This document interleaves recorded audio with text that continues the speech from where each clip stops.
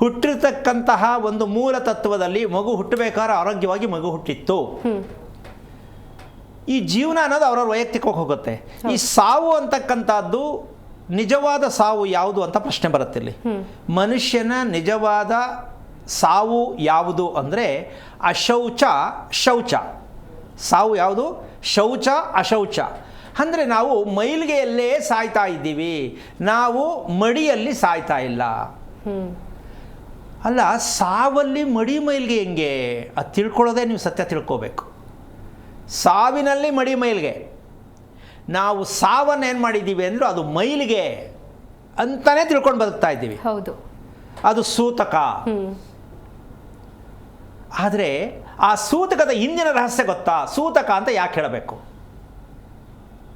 ಅದರದ್ದು ಸತ್ಯ ಇದೆ, ತಿಳ್ಕೊಂಡ್ರೆ ತಪ್ಪು ಅಂತಲ್ಲ. ನಾವು ಮಡಿ ಮತ್ತು ಮೈಲಿಗೆ ಸತ್ಯ ತಿಳ್ಕೊಬೇಕಿಲ್ಲಿ. ಸಾವಿನಲ್ಲಿ ಹಿರೀಕರು ಸತ್ತಿರ್ತಕ್ಕಂತಹ ಕುಟುಂಬದಲ್ಲಿ ಸತ್ತಿರ್ತಕ್ಕಂಥವ್ರು ನಿಜವಾದ ಸಾವು ಯಾವುದು ಅಂದರೆ ಸೂತಕದ ಸಾವು ಯಾವುದು ಅಂತ ನಾವು ವ್ಯತ್ಯಾಸ ತಿಳ್ಕೋಬೇಕು.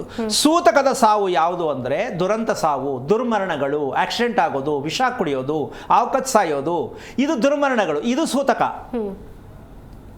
ಇಲ್ಲಿ ನಾವು ತಿಳ್ಕೊಬೇಕಾದ ಅತಿ ಮುಖ್ಯವಾದ ವಿಷಯ, ಸೂತಕವಾದದ್ದು ದುರ್ಮರಣಗಳು, ಅದು ಸೂತಕನೇ.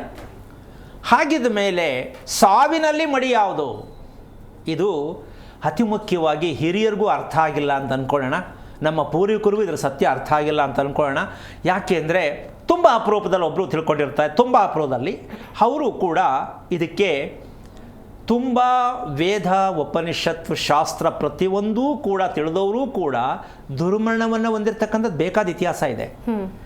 ಅವರು ಎಲ್ಲವೂ ಗೊತ್ತು, ಧಾರ್ಮಿಕ ವಿಧಿ ಗೊತ್ತು, ಆಧ್ಯಾತ್ಮ ಗೊತ್ತು, ಸರಿ ತಪ್ಪು ಗೊತ್ತು, ಆದರೂ ಕೂಡ ಅವರು ದುರ್ಮರಣದಲ್ಲಿ ಹೋಗಿರ್ತಕ್ಕಂಥ ಇತಿಹಾಸ ಕೂಡ ನಮ್ಮ ದೇಶದಲ್ಲಿ ಇದೆ. ಎಲ್ಲವನ್ನೂ ಮಾಡಿ ಎಲ್ಲವನ್ನೂ ತಿಳಿದು ಆ ರೀತಿ ದುರ್ಮರಣಗಳಿಗೆ ಯಾಕೆ ಗುರಿಯಾಗಬೇಕು ಅನ್ನೋ ಪ್ರಶ್ನೆಗೆ ಉತ್ತರ ಇನ್ನೂ ಸಿಕ್ಕಿಲ್ಲ. ಇವತ್ತು ತಿಳ್ಕೊಳ್ಳೋಣ ಅಂತ ಎಲ್ರಿಗೂ ಖುಷಿಯಾಗತ್ತೆ ಅಂತ ಅಂದ್ಕೊಂಡಿದ್ದೀನಿ. ಈ ರೀತಿಯಾಗಿರ್ತಕ್ಕಂಥ ಸಾವುನಲ್ಲೂ ತುಂಬ ಅತಿ ಮುಖ್ಯವಾದ ಒಳ್ಳೆಯ ಸಾವು, ಮಡಿಯಲ್ಲಿರುವ ಸಾವು ಯಾವುದು ಅಂದರೆ ಭಗವಂತನ ಸ್ಮರಣೆ ಮಾಡ್ತಾ ಯಾರು ಪ್ರಾಣವನ್ನು ಬಿಡ್ತಾರೋ, ಭಗವಂತನ ಸ್ಮರಣೆ ಮಾಡುತ್ತಾ ಅವರು ರಾಮನಾರು ಜಪಿಸ್ಲಿ, ಶಿವನಾರು ಜಪಿಸ್ಲಿ, ಭಗವಂತನ ಸ್ಮರಣೆಯಲ್ಲಿ ಯಾರು ಸಾವನ್ನು ಒಪ್ಪುತ್ತಾರೋ ಅದು ನಿಜವಾದ ಶ್ರೇಷ್ಠವಾದ ಮಡಿವಂತಿಕೆಯಾದ ಸಾವು.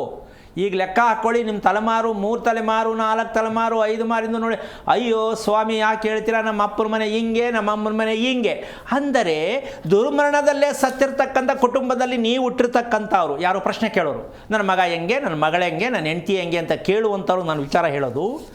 ನಿಮ್ಮ ಹಿರಿಯರು ಮದುವೆ ಮಾಡಬೇಕಾದ್ರೆ ಹೆಣ್ಣು ತರಬೇಕಾದ್ರೆ ಅವ್ರ ಅಪ್ಪನ ಮನೆಯಲ್ಲಿ ಅಂದರೆ ಹುಡುಗಿ ಅಪ್ಪನ ಮನೆಯಲ್ಲಿ ಎಲ್ಲರೂ ಪೂರ್ಣಾಯಸ್ಸಿಂದ ಸತ್ತಿದ್ದಾರಾ? ಅಲ್ಲ, ಇದು ಕೇಳ್ಬಿಟ್ಟು ದಯವಿಟ್ಟು ಯಾರು ಬೇಜಾರು ಮಾಡ್ಕೋಬೇಡಿ, ಏನು ಹಿಂಗೆ ಆಗ್ಬಿಟ್ರೆ ಮದುವೆ ಮಾಡೋಕ್ಕಾಗತ್ತಾ, ನಾವು ಹುಡುಗಿ ತರೋಕ್ಕಾಗತ್ತಾ ಅಂತ.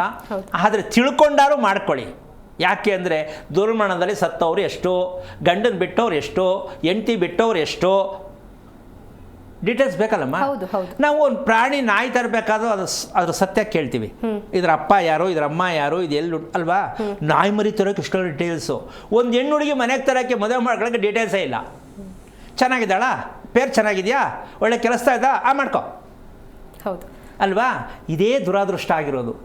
ನಮ್ಮ ಪ್ಲ್ಯಾನ್ ಮಾಡಿ ಏನು ಆರಿಸ್ತೀವೋ, ಆರಿಸ್ಕೊಂಡಿದ್ದೀವೋ, ಏನು ಬದುಕ್ತಾ ಇದ್ದೀವೋ, ಇದೇ ದುರಾದೃಷ್ಟ.